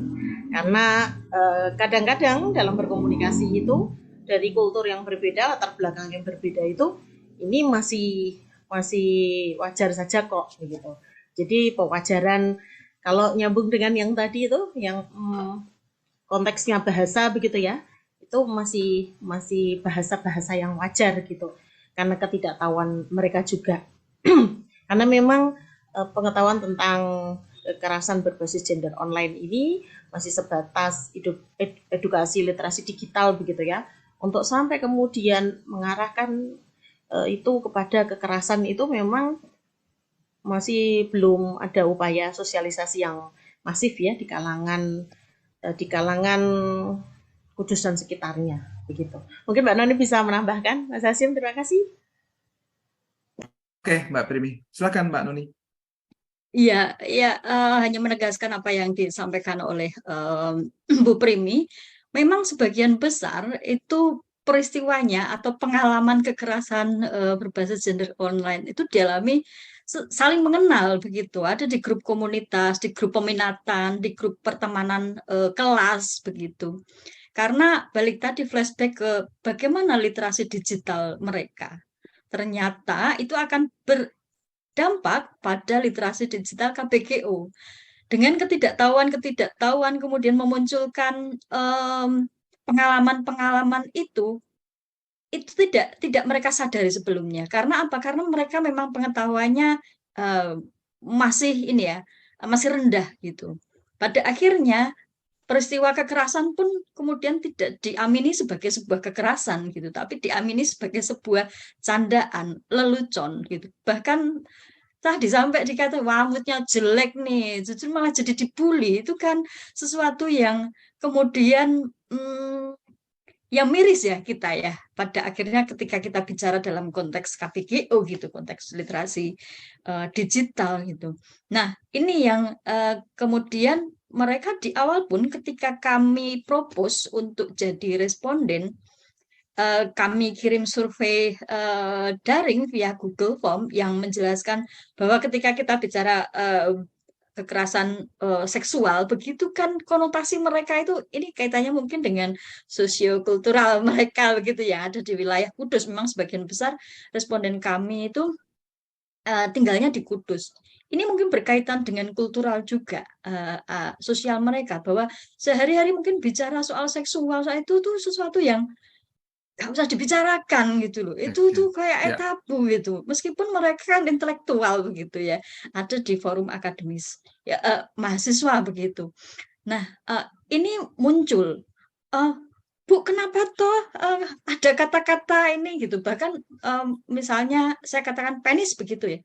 Mereka itu nggak berani mengatakan kata itu. Padahal itu kan sebenarnya memang term yang pas begitu kan. Nah, hal-hal seperti itu yang memang muncul dalam dinamika ketika kami melakukan penelitian begitu.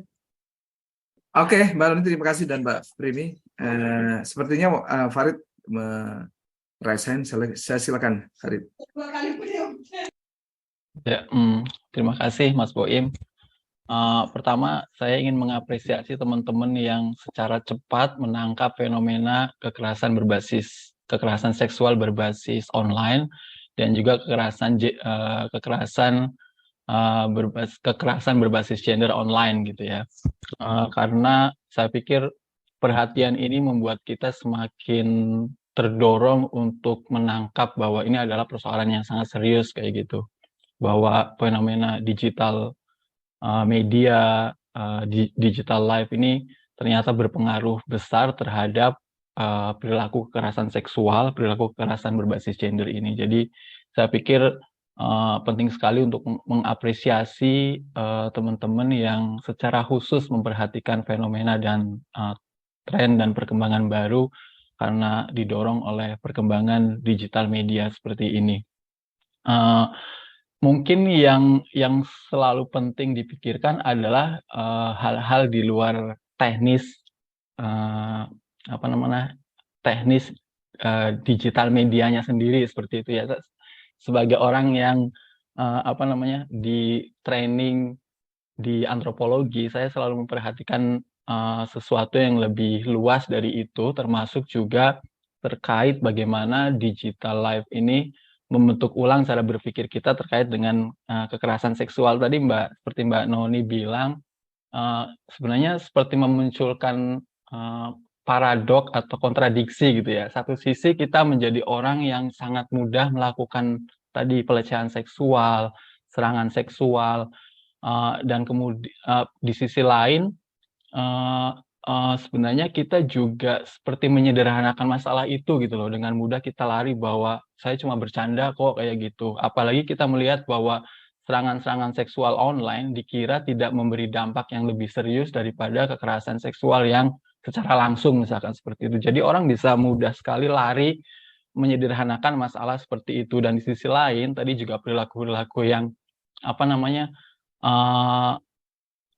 internet yang membuat kita punya expose sangat besar terhadap isu-isu seksualitas, terhadap informasi tentang seksualitas, terhadap apapun yang berkaitan dengan seks dan seksualitas, tidak membuat kita berubah cara berpikir terkait bahwa untuk tetap mempertahankan cara berpikir tentang seks yang tabu, cara berpikir seks yang membuat kita tetap malu seperti itu ya.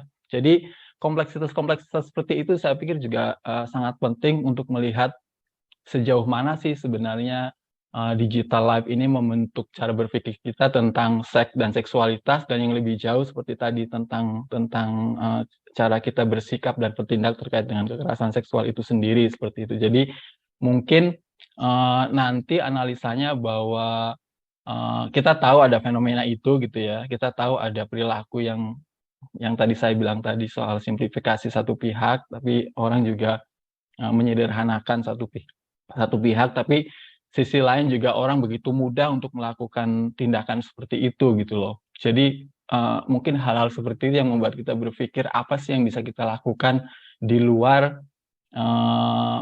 teknis tentang internet security misalkan kayak gitu. Jadi tetap tadi soal norma apa sih yang berubah, cara berpikir apa sih yang berubah di kita gitu ya, terkait dengan kekerasan seksual yang didorong oleh berkembangnya digital media seperti ini gitu loh. Jadi kita juga berpikir tentang hal-hal yang mendasar tadi di luar hal-hal yang agak teknis terkait dengan itu. Yang kedua soal bahasa, saya pikir ini juga sangat penting untuk berusaha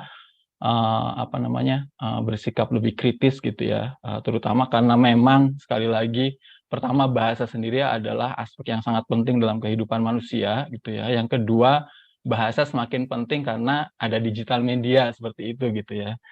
Cuma problemnya kalau kita menerangkan teori bahasa untuk melihat kekerasan seksual tanpa proses kontekstualisasi yang kuat, mungkin akan sangat susah untuk melihat persoalan yang lebih real dari persoalan di balik penggunaan bahasa untuk melihat kekerasan seksual tadi misalnya kayak gitu. Yang saya agak concern dan concernnya itu sangat berat adalah dengan keterangan seperti tadi saya melihat bahwa pengalaman korban itu seperti nggak ada gitu, seperti ditiadakan, dengan mudah diruntuhkan hanya dengan interpretasi yang sangat teknis sekalipun gitu ya, interpretasi yang sangat literal sekalipun kayak gitu. Jadi dalam konteks kemungkinan menggunakan analisa semantik yang membuka peluang orang untuk berpikir sangat literal gitu ya, pengalaman korban itu seperti nggak dianggap serius kayak gitu. Jadi apapun gitu loh, si pelaku punya, apalagi kalau kita lihat relasi kuasanya gitu ya. Kalau relasi kuasanya pelaku sangat kuat, maka pelaku yang akan memegang interpretasi itu gitu loh. Padahal dalam konteks analisa feminis, korbanlah yang harus paling didahulukan seperti itu. Jadi mungkin itu yang perlu dipikirkan gitu loh, analisa semantik, tapi tidak tetap memikirkan pengalaman korban sebagai pengalaman yang paling otentik, pengalaman yang paling ini, pengalaman pertama-tama yang harus dipercaya seperti itu. Jadi mungkin saya nggak bertanya, tapi hal-hal yang penting untuk dipikirkan ketika kita bicara kekerasan berbasis gender online ini. Terima kasih. Oke, terima kasih. Baik, saya kira ada beberapa komentar dan termasuk tadi itu yang terkait dengan soal bagaimana analisis semantik tadi itu yang teknis begitu, tapi bagaimana tetap memberikan ruang tadi pengalaman-pengalaman perempuan ya, suara-suara perempuan. Maka kalau tadi yang saya sebut tadi survei untuk laki-laki, saya bilang proses berikutnya adalah tolong para laki-laki diam, sekarang yang lanjutin itu para perempuan, dan ternyata beda karena nggak enak, karena bukan soal untuk melakukan hubungan seksual dan segala macam. Tapi saya beri ruang kesempatan pada Raisa atau Dery terkait dengan tadi komentar Pari terkait dengan analisis semantik itu penting tapi belum cukup, atau bagaimana sih analisis semantik tidak menghilangkan tadi suara-suara korban atau pengalaman perempuan begitu. Saya persilakan Raisa atau Dery. Nanti Mbak Noni dan Mbak Primi juga bisa komentar ya di ujung sesi ini. Silakan Raisa atau Dery. Oh ya, apa namanya? Soal ini soal analisis semantis yang apa namanya yang tadi tampaknya cukup ekshaustif ya. Jadi memang jadi sebagaimana Raisa sampaikan soal apa namanya soal perlakuan proposisional bahwa misalnya setiap pernyataan itu justru klaim kami adalah bahwa setiap pernyataan itu bersatu dengan konteksnya. Jadi yang perlu dicari adalah common ground dari konteks itu. Bukan bahwa meniadakan pengalaman, tapi bahwa misalnya itu kenapa tadi dikedepankan juga persoalan kognitif dan emosional yang itu bisa di-track. Nah, ini bagi kami ini adalah preskripsi untuk teman-teman teman-teman di dunia legal ya, soal penghakiman, pengadilan seterusnya itu untuk bisa ini mencari metode sehingga kita bisa misalnya dalam konteks kekerasan ini ya online tadi ya, misalnya di grup WhatsApp gitu, hanya karena saya teman Anda bukan berarti bahwa saya bisa ngirim stiker apa gitu ke Anda yang bisa mungkin pada satu konteks Anda menganggap itu candaan, bisa saja. Tapi pada konteks lain, ketika Anda merasa bahwa Anda sedang tidak nyaman perasaannya, Anda sedang sensitif, Anda sedang punya masalah begitu, bisa saja loh bahwa stiker yang sama itu menjadi sumber kekerasan di situ. Jadi poinnya adalah bagaimana cara kita bisa tracking pengalaman itu. Pengalaman tentu ada di masa lalu, tapi bagi kami itu hanya masalah teknologi saja gitu. Gimana teknologi itu bisa mampu membantu kita untuk tracking pengalaman itu. Jadi pengalamannya bukan nggak ada, tapi bahwa ada pengalaman yang bisa.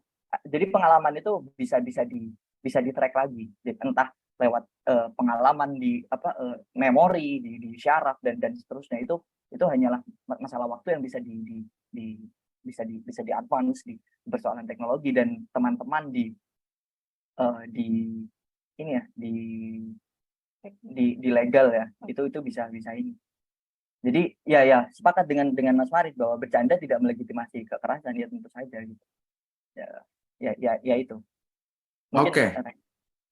Ya, terima kasih Dery ya. Saya kira tadi penelitian yang dilakukan Raisa dari penting ya, karena itu bisa menjadi bagian dari tadi yang terkait dengan soal misalnya aparat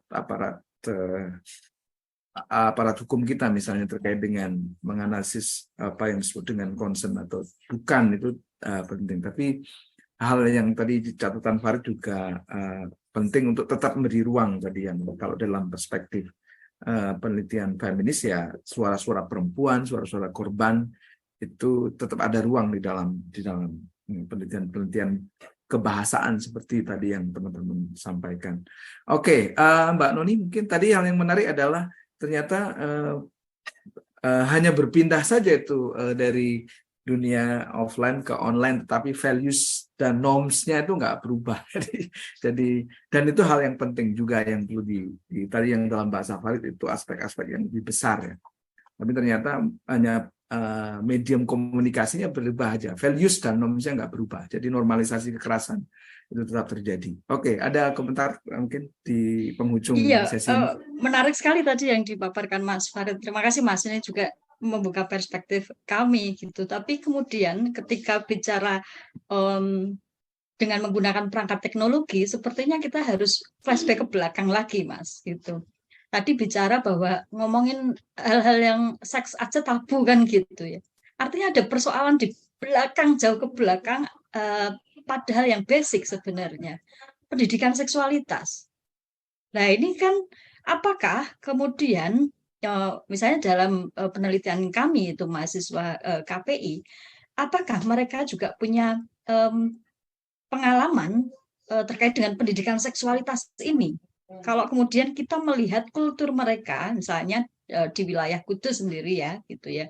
Oke, kultur agamis. Tapi kadang mereka bicara seksualitas itu kan sesuatu hal yang gak usah dibicarakan kan gitu. Nah, pada akhirnya bicara pendidikan seksualitas ya minim Mas gitu. Di tingkat sekolah gitu misalnya. Ini kan pelajaran biologi saja. Pelajaran biologi kan itu hanya kulit luar gitu lah misalnya. Ketika bicara pendidikan seksualitas yang minim, terus kemudian ada perkembangan teknologi yang pesat, kemudian berdampak hal yang negatif seperti itu, basic dasarnya nggak ada. Maka akan berimbas ke depannya ya seperti gambaran di penelitian kami gitu. Ya ini tidak mengeneralisir begitu ya, tapi setidaknya ini menjadi potret Gen Z begitu. Kira-kira itu, Mas Boim. Bu Primi silakan tambahkan. Ada Mbak Primi? Singkat. Cukup, itu Kultur sudah di banyak. Kudus ini menarik ini untuk Bu Primi bisa mendiskusikan ini. Silakan. Iya, itu sudah banyak sepertinya Bu Mbak Noni, Mas Hasim, cukup deh. Terima kasih. Terima kasih Mbak Noni, Mbak Primi, Mbak Raisa, dan Mas Dery. Mas mau menambahkan Mas? Silakan. Kaitannya mungkin saya ingin mengapresiasi dari ini ya, presenter yang pertama tadi Mbak Raisa sama Mas Dery gitu ya. Itu luar biasa. Artinya ketika kita nggak bicara ke legal gitu ya, tapi kita bicara dalam daily life gitu. Ini kan jadi kesadaran kita untuk kemudian, hati-hati loh berbahasa gitu ya, menggunakan bahasa yang benar, menggunakan bahasa yang baik sesuai dengan konteks gitu. Karena ini akan menimbulkan interpretasi dan perspektif yang beda. Nah, anak-anak sekarang kalau kita kaitkan dengan Gen Z itu kan bahasanya interpretasinya bisa macam-macam gitu ya. Nah, ini jadi menarik. Ini mungkin juga bisa menambah persoalan juga karena pengetahuan tadi ya, kesadaran kita menggunakan bahasa. Karena kita lihat anak-anak bahasa Indonesianya apakah kemudian nilainya bagus-bagus atau benar-benar bisa menggunakan bahasa Indonesia yang baik gitu kalimat. Ini jadi diskusi yang panjang lagi. Nah, kira-kira itu Mas, saya ingin nge-share kaitannya dengan presenter pertama. Terima kasih. Oke, sekali lagi terima kasih buat Mbak Noni, Mbak Primi, Mbak Raisa, dan Dery. Saya kira penelitian yang dilakukan Raisa dan Dery penting dalam konteks masyarakat yang masih tidak begitu paham tentang konsen, ya karena problem tadi soal konsep yang tidak dikenal, lalu kemudian riset ini penting untuk bagaimana soal isu konsen ini dipahami dan disadari, tidak saja dalam konteks masyarakat, tapi juga aparat hukum yang seringkali tidak bisa memahami soal ini secara memadai dan juga sering disalahpahami ya. Jadi saya kira apa yang nampak logis selama ini tidak selalu benar ya tadi yang saya kira bahasa yang berbeda dari apa yang diungkapkan Mbak Raisa. Tadi juga penelitian Mbak Noni dan Mbak Primi saya kira juga penting terkait karena memberikan tadi ilustrasi tentang situasi Gen Z yang ternyata literasi digitalnya juga tidak cukup baik, karena itu yang membuat kenapa kekerasan berbasis gender terjadi cukup tinggi di kalangan generasi Z. Lalu ini juga penelitian ini memberikan rekomendasi praktis ya terkait dengan bagaimana transformasi mesti dilakukan. Meskipun tadi Farid memberikan catatan terkait dengan soal literasi media penting, pengenalan tentang tadi soal bentuk-bentuk kekerasan berbasis gender online itu penting, tapi merubah values norms yang lebih besar itu harus menjadi bagian integral dari upaya untuk pencegahan kekerasan berbasis gender online atau kekerasan seksual berbasis online. Saya kira ini catatan penting, semoga seperti yang dibayangkan oleh penggagasnya, riset-riset yang akademik ini bisa memberikan kerangka-kerangka untuk kerja-kerja aktivisme. Jadi combining scholarship and activism itu betul-betul mewujud seperti gagasan para penggagas first annual Kartini Conference on Indonesian Feminism ini. Saya kira itu sesi ini. Terima kasih untuk semuanya yang juga sudah hadir dari awal sampai akhir. Saya kembalikan ke host Farid. Terima kasih Farid. Iya, Terima kasih Mas Boim, Mas Nur Hasim. Juga terima kasih sangat besar terhadap untuk semua para panelis untuk memberi insight dan inspirasi yang sangat besar, dan semoga kita memang terdorong untuk melakukan agenda-agenda lain terkait dengan kekerasan seksual online, kekerasan berbasis gender online, dan juga aspek-aspek lain terkait dengan perkembangan digital media ini gitu ya. Mungkin sedikit saya selalu terganggu dengan munculnya, saya nggak pernah berhenti bolak-balik ngomongin para podcaster yang sangat influential gitu ya, memberi pengaruh kita terhadap cara pandang baru, termasuk salah satu isu yang paling sering dibawa sama Mas Boim, isu maskulinitas. Di sini sedang jadi topik, ada salah satu podcaster mantan pegulat gitu ya, yang sekarang jadi trendsetter, namanya Andrew Tate, yang dengan jelas dia, kalau dalam versi feminis, dia diklaim sebagai simbol dan praktisi misoginis gitu loh. Dengan terang-terangan dia bilang seperti ini, problem terbesar masyarakat kita saat ini adalah laki-laki lemah yang selalu mengandalkan emosi seperti itu. Laki-laki harus kuat seperti itu karena dunia ini adalah berat kayak gitu. Kalau laki-laki lemah, itu justru akan membuat dunia ini hancur seperti itu, dan itu diikuti, di-follow oleh jutaan followernya gitu loh, dipercaya sebagai konsep yang ideal. Dan itu pengaruhnya kan besar sekali terhadap fenomena seperti tadi, kekerasan seksual berbasis online dan seterusnya seperti itu. Jadi sekali lagi terima kasih untuk memperhatikan fenomena ini, dan semoga kita semakin terdorong untuk memperhatikan isu-isu ini lebih serius gitu ya. Kita akan punya panel yang sangat penting, plenary session, menghadirkan dua tokoh feminis Indonesia yang sangat penting juga, Mbak Kamala Chandra Kirana dan juga Profesor Kristi Purwandari, untuk membincangkan bagaimana Kartini dipolitisasi di masa lalu, tapi kita perlu mentransformasi politik gender berbasis Kartini ini untuk membuat kita lebih progresif dan seterusnya seperti itu. Jadi kami mengundang Anda semua untuk bergabung di plenary session ini pada pukul di Indonesia pukul 16.00.